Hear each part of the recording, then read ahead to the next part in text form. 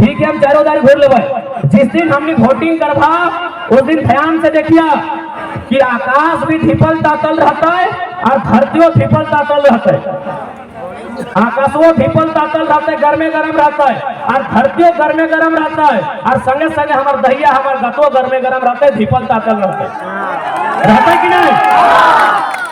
यानी आकाश धरती के साथ साथ मेरा शरीर का बदन भी गर्म रहेगा उस दिन। हम माथे को अब पसीने से पोंछेंगे, अपने सर को पोंछेंगे, लेकिन फिर भी मतदान करने के लिए जाते हैं। क्यों जाते हैं? जबकि इसी समय हमारी माता हमारे पिता अगर हमें कोई काम करने के लिए कहें तो हम साफ मना कर देंगे कि बाबू शाम को बोलिएगा, शाम को थोड़ा हम काम कर देंगे, अभी गर्मी बहुत ज्यादा है। लेकिन 25 तारीख को हम लोग बहुत भारी गर्मी में 45 डिग्री के टेम्परेचर में वोट देने के लिए जाएंगे। क्यों? न हमको विश्वास है, हमें आशा है कि जिस नेता को हम लोग वोट देंगे जब वो चुनाव जीतेगा हमारे बच्चों के भविष्य की बात करेगा, हमारे गांव को सुरक्षा प्रदान करेगा, हमारे आने वाली पीढ़ी की दवाई पढ़ाई कमाई की बात करेगा। इसीलिए हम लोग वोट करते हैं कि जो नेता चुन के जाएगा, जो नेता जीत के जाएगा, वो हमारे बच्चों के दवाई कमाई पढ़ाई की बात करेगा। लेकिन आज देखिए यही ये बेरमो विधानसभा और गिरिडीह लोकसभा है। अगर गिरिडीह लोकसभा के सांसद की बात करें, उन्हें कभी फुर्सत नहीं मिला कि झारखंड के जनमानस के बच्चों की चिंता की जाए। उन्हें क्या फुर्सत मिला कि गिरिडीह से सांसद और पत्नी रामगढ़ से विधायक। अब बात करते हैं बेरमो के विधायक की, मुख्यमंत्री के सारों की। बेरमो से विधायक पिताजी आज उनके दुनिया में नहीं है, उनको नमन करते हैं। लेकिन सवाल यहां है बेरमो के विधायक का, खुद बेरमो से विधायक, दादा है यहाँ विधायक, और भौजी धनबाद से लोकसभा के प्रत्याशी। भौजी यानी विधायक जी के पत्नी धनबाद से लोकसभा, एमएलए वो एमपी के चुनाव लड़ रहा हो, डीओ के गजबे ट्रेजेडी हो। गिरिडीह लोकसभा और बेरमो विधानसभा के कहानी गजबे हो। एगो के पति सांसद पत्नी विधायक, एगो के पति विधायक और पत्नी सांसद के प्रत्याशी। माने तोहनिए घर गोष्ठी सब तोहनिए, कोयला भी तोड़, बालू भी तोड़, लोहा भी तोड़, ढेका भी तोड़, पत्थर भी तोड़, और हमारे पोथी माछ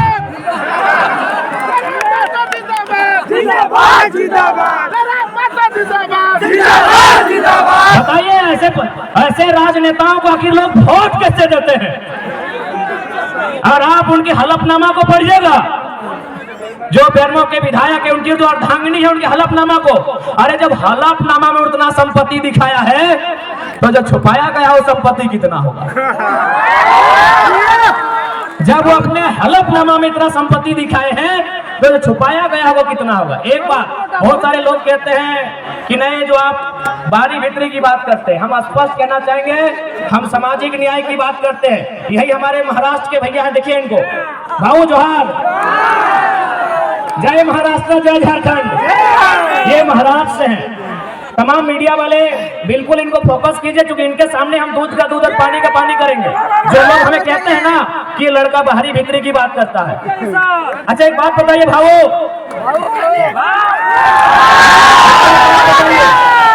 आप सिर्फ इशारों में बताइए, नहीं इशारों से बताइए, क्या महाराष्ट्र में हमारे झारखंड के अगर कोई बच्चे जाएंगे वहाँ जो सरकारी नौकरियां हैं, डीएसपी वगैरह, बीडीओ वगैरह, सीओ वगैरह, तहसीलदार, दीवानी जो भी है, क्या वो फॉर्म भर के बन सकते हैं?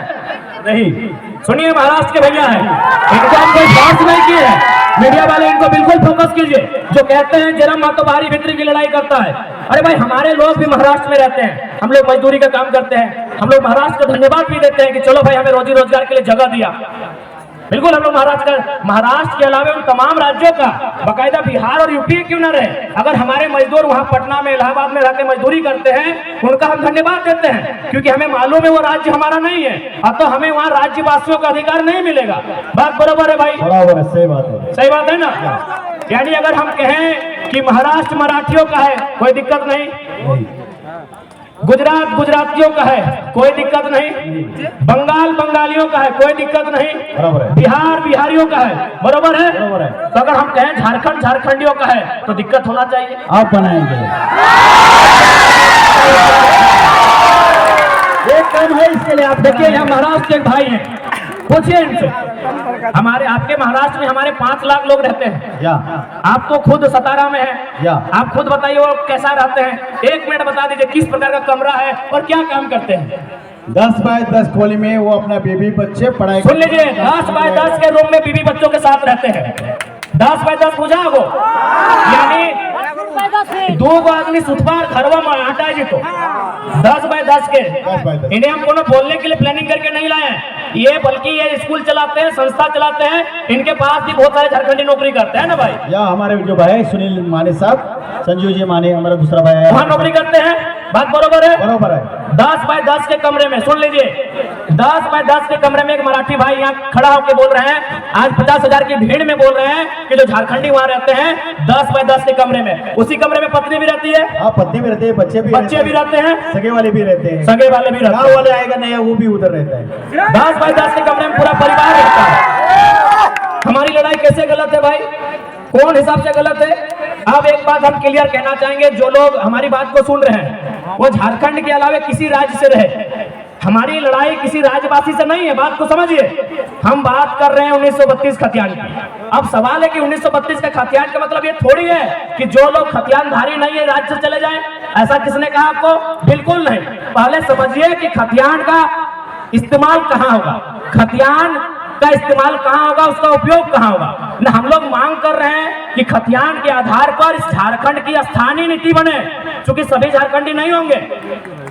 140 करोड़ लोग,